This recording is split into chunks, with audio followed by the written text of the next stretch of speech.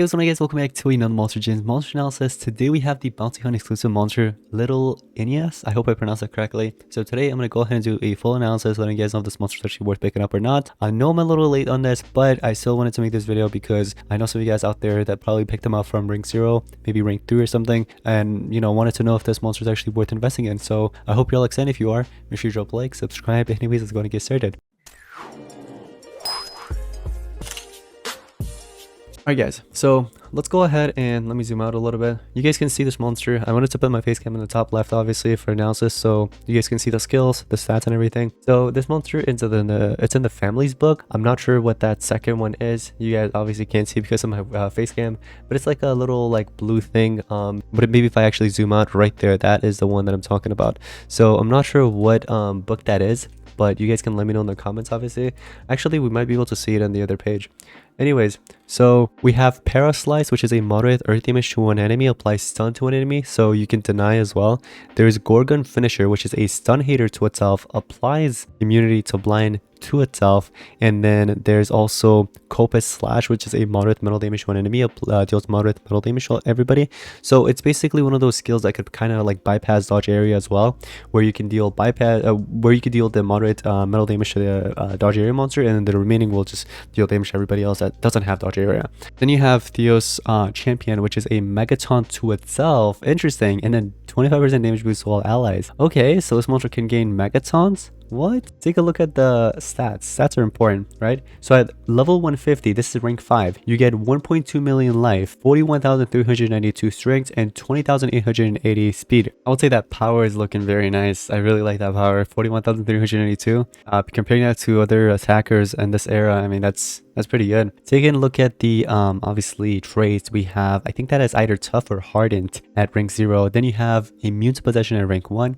Rank 3, stun hater to I believe to himself. So basically if the enemy has stun, you can basically deal triple damage against that, which is kind of nice. But honestly, the traits could have been a lot better. I think the traits are pretty bad besides the stun hater. Like for example, this could have been like maybe bulwark or something. I would have liked that. Rank 1, I mean, give it immune to control instead of immune to possession, because this monster can be denied. It can be denied with basically every denial except possession. So those are the stats at 150. Let's go ahead and move over to 100. So this is at level 100, and we basically get to see the relics, we basically get to see the books more clearly, and then obviously the other attacks that weren't shown in there, the other skill sets. So elements, earth and metal, something I forgot to mention. It is hardened, as I said, so hardened trait is it would have been better with tough, but yeah, hardened it is.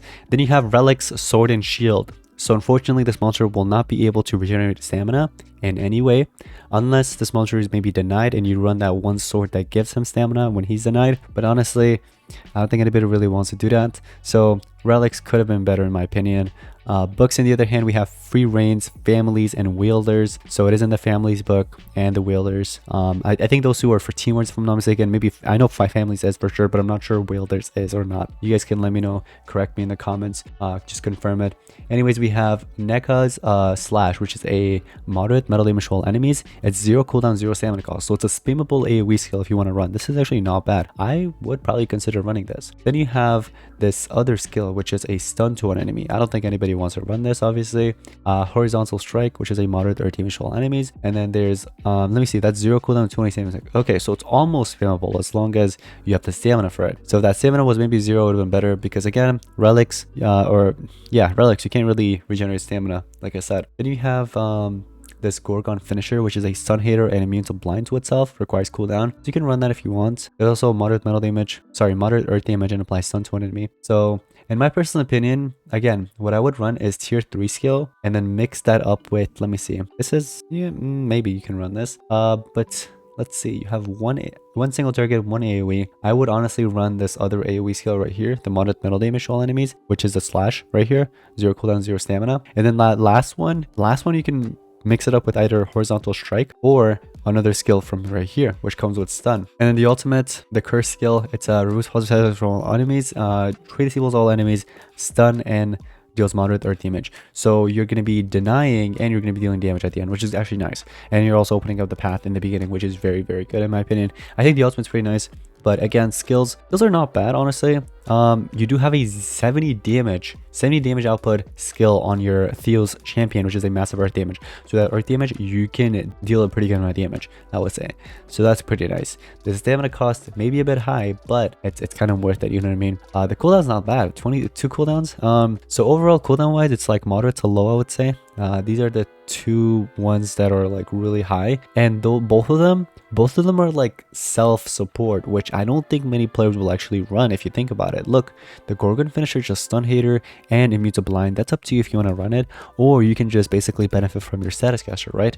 So you can either do that or run the skill. Obviously, me personally, I wouldn't really run the skill if I were you. I would just do, like I said, the Paraslice, Theo's champion, Copus Slash, and for the fourth one, either run the first skill right here or the horizontal strike right here. All right, so that's a skill set I'd personally use if I were you, if I basically own this monster. But honestly, that's pretty much it with the monster. Is he worth picking up? I would say he's basically just one of those monsters that you might want to pick up just for this bounty hunt, and then he'll be usable here and there just for like maybe team wars. I'm not sure about PvP honestly, but mainly team wars here and there. But then he'll basically be useless later on, so there'll be better monsters. Obviously, he's not the one that would like be able to last you very long because of his traits. First of all, relics could have been better, like I said, and then skills are not bad. Let me not judge him based off skills. Skills are pretty good, but it's just the traits and the relics that play a huge role. So honestly, it's not a must-have monster. So if you didn't pick him up, you were waiting for this video to actually drop, well, you know, there you go. The monster is not really a must-have, I would say. It's a good if you already picked it up. Good for you. But it's not one of those monsters that will last you a long time, let me tell you that. So if you still haven't purchased it and you were waiting for me, well, I personally wouldn't if I were you. It's just a good monster, like I said, just for this current bounty hunt because of that stun hater, and then for like a what should I call it, for future team wars here and there. But that's pretty much it, honestly. It's nothing crazy. If maybe the traits were like Pierce or something, heck yeah, or dodge area, or there's anticipation, things like that. Relics could have been better. Like give it a sword and an Essen or something. That would have been cool. Or you could do sword with like a, let's say, I would have taken like a trap or staff or something like that, but maybe an Essen would have been sweet though. But honestly, it's a decent monster, not really a must-have though. So that's pretty much it for today's monsters and monster analysis. Let me not forget about the runes before you click off this video. For the runes, I would do 2 strength and 1 speed, or 2 speed and 1 strength, or if anything, run triple strength for the current bounty hunt. Anyways, thank you all so much for watching. I'll see you next one. Peace out.